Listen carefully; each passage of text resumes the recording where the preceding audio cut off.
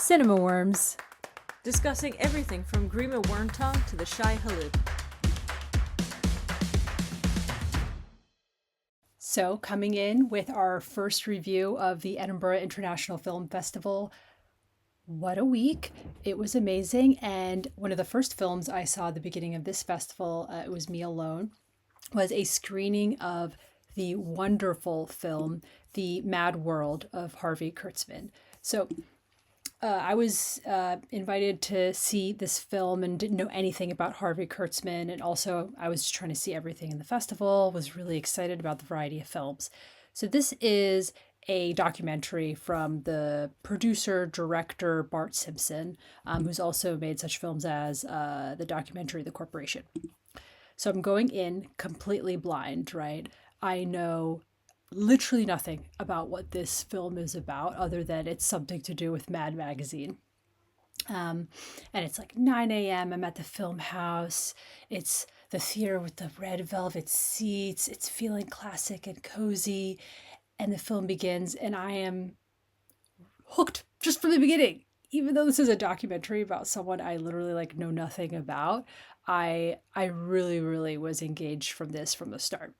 So essentially, the documentary follows, in a very creative way, the life of Harvey Kurtzman, who's this father, basically, of this very American and also very political, cultural revolution around comics, satire, and how we sort of engage with popular culture in this sort of sideways, resistant, basically satirical way that we assume is part of the culture and part of the way we understand politics and make fun of celebrity and whatnot.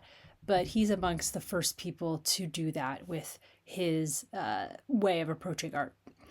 So the film combines archival footage, unseen interviews, handcrafted animation that was made for the film, and it kind of brings his artwork to life, and this jazzy score, and it's colorful, and it's fastly edited, and it's deeply human, and it really gives us a sense of this American brand of humor and visual storytelling and pushing the envelope. And you also see all these really famous people who are really influenced by Kurtzman. From Matt Groening of The Simpsons to Terry Gilliam of Monty Python to famous cartoonists like Robert Crumb and Art Spiegelman. And it's just really fun. We kind of see, it's not necessarily a linear story following Kurtzman's life, but we understand kind of how he grew up in these immigrant neighborhoods in New York after he was born, I think, in the 20s, and is growing up in the wake of World War II and actually had served.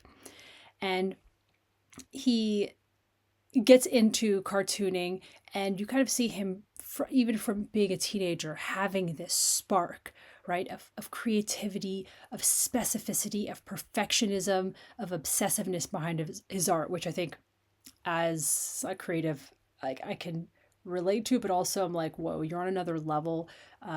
And he is involved in the beginning of many magazines, in crafting Mad Magazine and its brand of satire.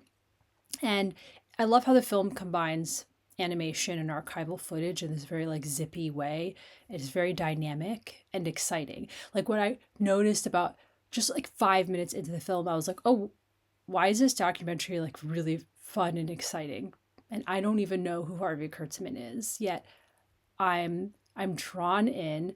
I'm invested. I kind of get a sense of his personality, his I could see how he could be both frustrating and really inspiring. And it's hard to imagine in our very oversaturated world and culturally fractured world, but this idea of being dropped into America after World War II and finding this blend of a new kind of art that is thrilling, inventive, and daring.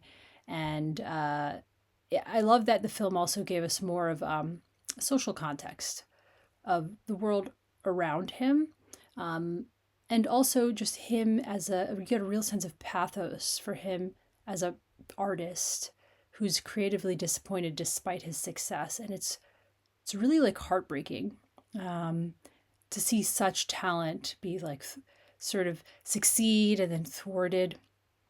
And you find like, okay, this is something that's happened decades and decades ago. And it's a documentary, but I feel like, oh, maybe he'll succeed with this venture. Maybe this will change.